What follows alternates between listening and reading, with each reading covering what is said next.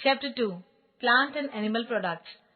Plants are important to us. They produce all of the food that animals, including people, eat. The animals that give us meat, such as chickens and goats, eat grass, leaves, or some other plant parts. If they do not eat plants, they will die. So all the food that we eat comes from plants. But how do plants get food? They make their own food. Plants' leaves can be called the food factories. Animals eating plants. Leaves as food factories. Green plants are the only living things that prepare their own food. Leaf is the part of a plant that serves primarily as the plant's food-making organ. The food-making process in the leaf is called photosynthesis. It is a set of steps that happen inside the cells of green plants. A leaf needs water, carbon dioxide, sunlight, and chlorophyll to complete photosynthesis process. It completes in the following steps. Plants collect the water they need through their roots. Veins carry water up to the leaf. Tiny pores on the leaf called stomata take in carbon dioxide from the air. Chlorophyll in the leaf makes it easier to observe light. Now photosynthesis process starts and green leaf is able to use sunlight energy to make food in the form of starch. Starch stores energy and provides this energy to plants for growth. During this process, oxygen and extra water are produced. This oxygen is an important part of air. When we breathe, it is the oxygen that we take out of the air to keep our bodies alive. Photosynthesis process. Photosynthesis process is completed in the presence of sunlight. Without sunlight, plants are not able to make food.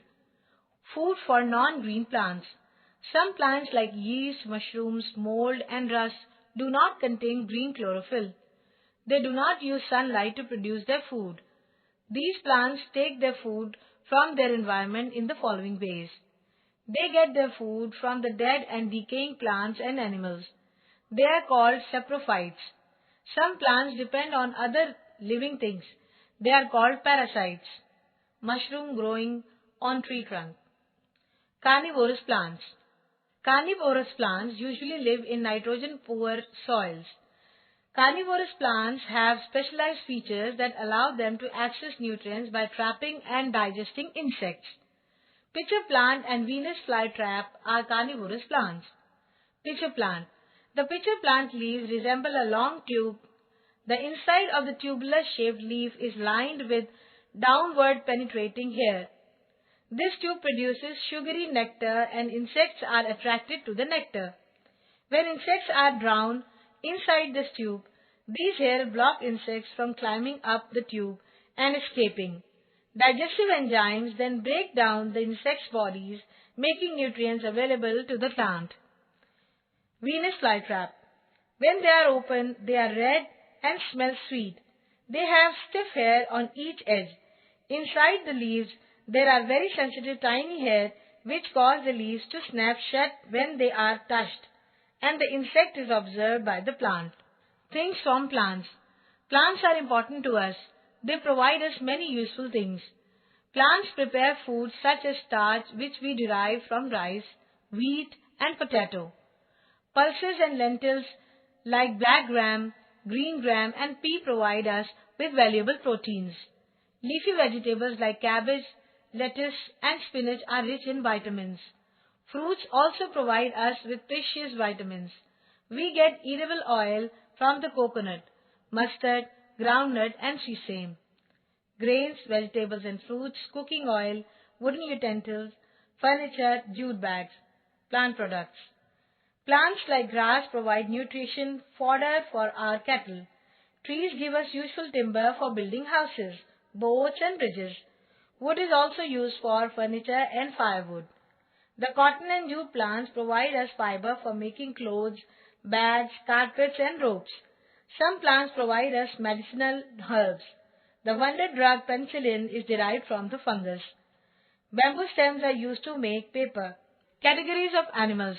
On the basis of food habits, animals can be divided into 5 main groups.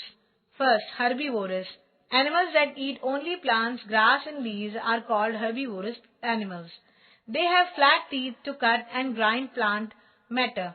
Examples of these are cows, horses, goats, deer, zebras, and giraffes. Giraffes eating plant parts.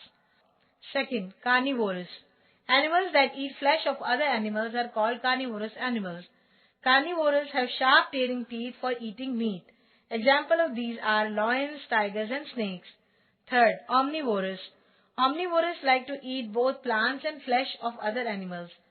Bears, crows, cockroaches, and humans are omnivorous animals. Fourth, scavengers. Some meat-eating animals feed on the flesh of dead animals. These animals are called scavengers. For examples, vulture, hawk, and hyena. Fifth, parasites. Some animals live on or inside the body of other living animals for their food. These animals are called parasites. Tapeworms, roundworms, and hookworms live inside the host animal's body. Food chain and food web. Do you like to play games? If you do, you will need energy. Every time you run or jump, you are using up energy in your body. How do you get the energy to play? You get energy from the food that you eat. Similarly, all living things get energy from their food so that they can move and grow. As food passes through the body, some of it is digested. This process of digestion releases energy. A food chain shows how each living thing gets their food. Some animals eat plants and some animals to eat other animals.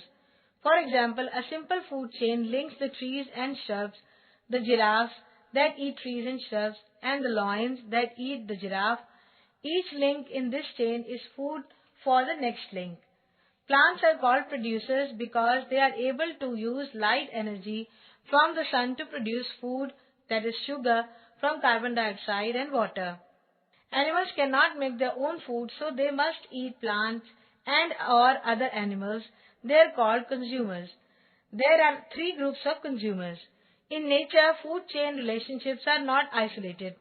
They are very complex as one organism may form the food source of many organisms. Thus, instead of a simple linear food chain, there is a web-like structure formed by these interlinked food chains. Such interconnected matrix of food chain is called food web. Food web can be defined as a network of food chains which are interconnected at various trophic levels so as to form a number of feeding connections amongst different organisms of a biotic